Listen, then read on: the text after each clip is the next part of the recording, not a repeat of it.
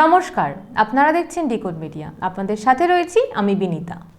ভোটের দিনক্ষণ ঘোষণার আগে মন্দিরে মন্দিরে পুজো সারলেন মেয়র গৌতম দেব। সোমবার সকালে লক্ষ্মীনারায়ণ মন্দির এবং আনন্দময়ী কালী মন্দিরে পুজো দিলেন তিনি।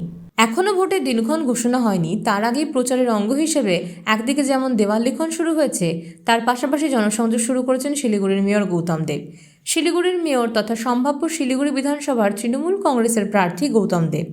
এর আগে তিনি ঘোষণা করেছিলেন ডাবগ্রাম ফুলবাড়ি বিধানসভা কেন্দ্রে তিনি আর লড়াই করছেন না। সেই কেন্দ্রে ইতিমধ্যে ক্রীড়াবিদ স্বপ্না বর্মনের প্রতিদ্বন্দ্বিতা করা নিয়ে জল্পনা তুঙ্গে। সাংবাদিকদের মুখোমুখি হয়ে গৌতম দেব বলেন, মন্দিরে পুজো দিতে আমি মাঝে মাঝেই আসি, ভোট আসবে ভোট যাবে, মন্দিরে পুজো দেওয়ার সঙ্গে ভোটের কোনো যোগসূত্র নেই। পাশাপাশি শিলিগুড়ি বিধানসভা কেন্দ্রে দল চাইলে তিনি প্রতিদ্বন্দ্বিতা করবেন বলেও জানিয়েছেন শিলিগুড়ির মেয়র গৌতম দেব। সেই কারণে দিনক্ষণ ঘোষণার আগেই জনসংযোগে জোর দিয়েছেন তিনি। আমি যখন এখানে স্কুলে পড়তাম, এখানে মুকারামের দোকান ছিল, এখানে বানাক্কে শর্মাজির ওই বানাক্কে ওটা পড়ায় কৃষ্ণ নিয়ে এসেছিলো, আর এখানে রেগুলার আমার ওরা দেখালেন আমাকে 15 সালে এখানে একটা বাড়িতে শিব পুজো করছি, 16 সালে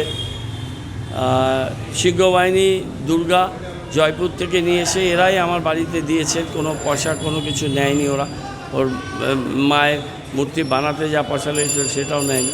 রেগুলার বেসিসে আমি আসি, এটা ইলেকশনের কোনো সম্পর্ক নেই। আমার পেজে আমি পুরনো যে পুজো করছি কোন সালে সেটা আমি পোস্ট করব, তখন দেখতে পারে।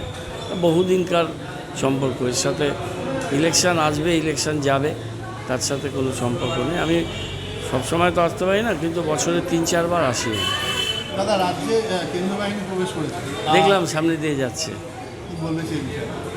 যাক, কেন্দ্রীয় বাহিনী এরা দেশের জওয়ান, এদের আমরা সম্মান করি, এরা কাজ করুক, কোনো অসুবিধা।